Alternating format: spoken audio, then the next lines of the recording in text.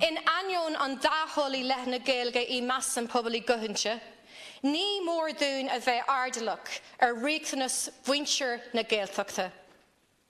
Dólam mé má chuid Gaeilge scoil I cuntaí Winnicán, ca mé blian na clás na rinne bort larg agus cúpla saoire iontoch I rasmuch, agus tám dílis don cheangar sinseir agus brodúil as an severs airta a bhuinan léhi. Tastí an an grá chéine a cochu I má fáistí féin. Ach, ní honan mo hahi leis an teanga agus tahi an bmháthair I gceantar Gaeltachta atá ag snáb in ai asa ag irí seirbhísí takeíochta áil trí Gaeilge chun carú léhi a clan a thógáil. Siúrd atá I gceiste gom ná go gahamid dúchláin an teaghlaigh Gaelachta a thuiscint.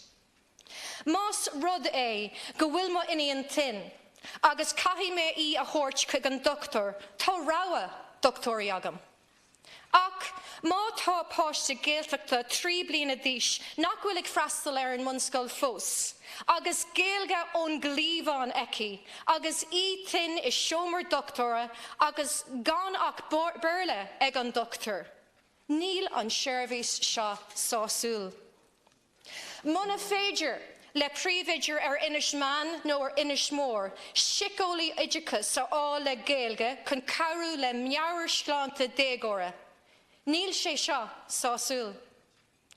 Ní liste le tharbh seo. Tá fallaí a dhéanamh agén na daoine óga seo. Agus ní leor a rá, well a laid tá sicólaí nó doctor le béarla ar fáil. Is tír méid le gá teanga.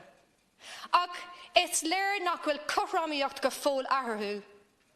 Mar dúirt mé, dólam mé má chuid Gaeilge scoil, ach más duine a tógadh le Gaeilge ón gníomhán thu, ba cóir go méid an stát ag freastal ort mar is cuí. Sé sin ag cúir seirbhísí ar fáil trí Gaeilge. Sé mo thuirim nach smaoiníonn muid na a tógadh le béarla sa bhaile na deacrachtaí a bhíonn ag teaghlaigh Gaeltachta, atá ag éirí a gcuid páistí a thógáil trí Gaeilge. Agus is ábhar macnamh dúin illig an méid sin atá ráite gom faoi carta.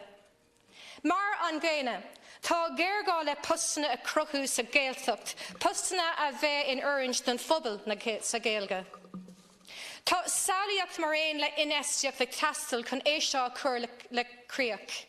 Tuigim na feibanna a bhín ag an rialtas ó thaobh aspa airgid ó am go céile, ach más fiú é is féidir. Seacan an aspa físe, ná tréig muintir na Gaeltachta.